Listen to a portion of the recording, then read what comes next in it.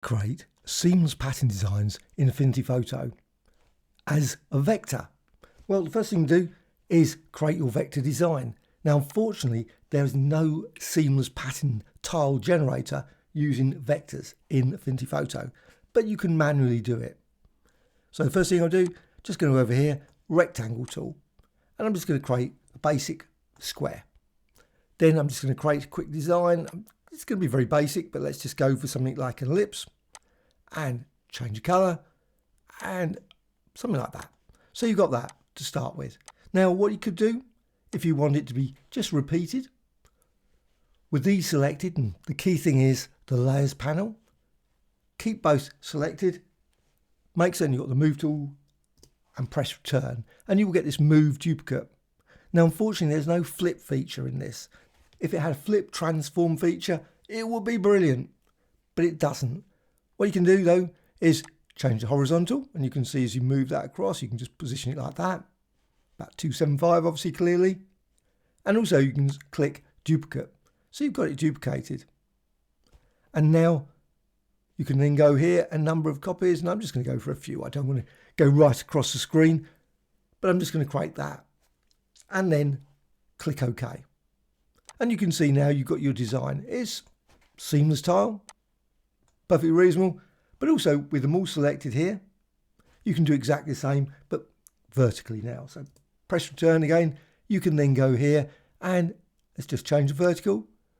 And I'm just going to go down there, and it's there. I'm just going to go that point and duplicate again.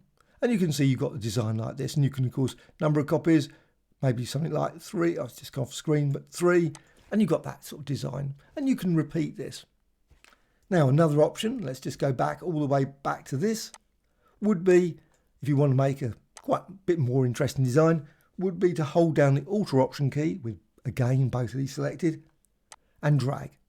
And you've got here, you can see, now I'm using snapping.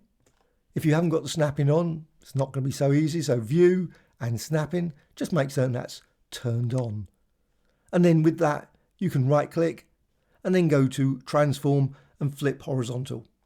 So now you've got a seamless tile. Okay, it's not a brilliant design again, it's nothing amazing, but you've got it flipped. So this one matches this, but flipped. You can do exactly the same. You can select these and again, hold down the Alt Option key and drag. And you can see then you can push it there. Again, you flipped it, dragged it down, I should say. And now you can flip this, but this time right click and transform and flip vertical. And you can see now you've got that. And of course, you could do this with multiple vector shapes within this. And then you can simply resize this. Now you might think, oh, at this point, let's add something else. Maybe add a star or something. So a star tool. So create a star, and I'm just going to add it there, and maybe change the color. Let's go, maybe not there. Let's go for slightly more red. Okay, so you've got this design, and now you can do exactly the same. Hold down the Alt Option key on the keyboard and drag again. And then you can repeat this. Now, let's just undo that. What I could do at this point, I could select this one. It doesn't have to be the same, so let's just resize that. And I can drag that there, and I can just do this. And you can obviously create all kinds of, but the key thing is to avoid going over the edge of this. As soon as you do that, then the bounding box is going to make it far more common. You could do it, of course, but then there will be gaps. So I'm just going to change the color, and I'm going to go for green this time. Just a garish set of colors. Nothing there, but again, select them all selected, and then hold down the Alt Option key and just drag. You could, of course, use exactly the same as before, the Move tool feature, where the move and just duplicate it and just drag it across so you could visually see it. And again, right click, and again, transform and flip horizontal. And now you got that.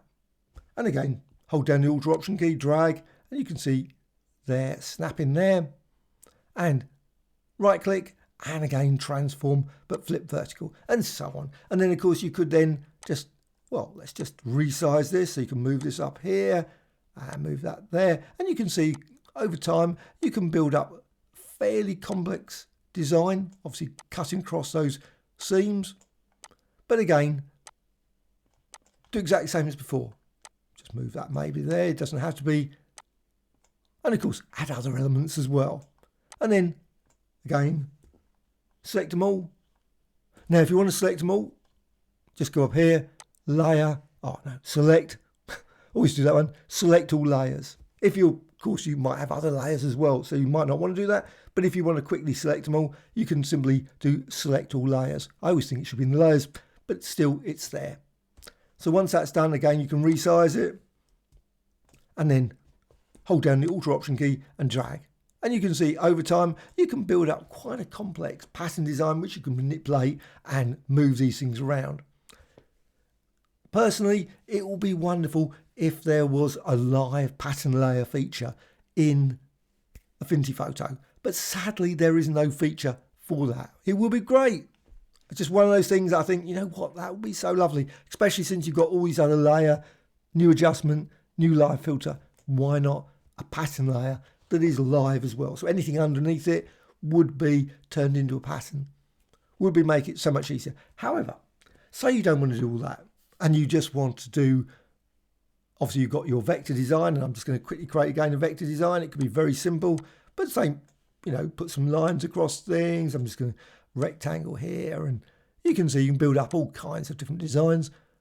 Not most exciting, but with this, another thing is you create your design as a vector, and you can of course keep this.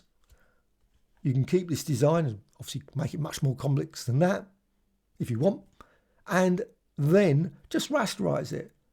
So I'm just going to go to layer and then down here to merge visible. Now you could group them, that's another option, group them and then rasterize, but just go down here, merge visible. So it's merge visible, and you've got this. Now I don't want them anymore, but I'll still keep them because I might change my mind. I might want to go back and manipulate the vector, create a different design, because you think after a while it's not what I want. So now I can move this around, but it's a pixel layer, and now you can use it with the pattern features in Affinity Photo. But if you just go here and just go layer and then down to new pattern layer from selection, you get this, which is, you know, fine.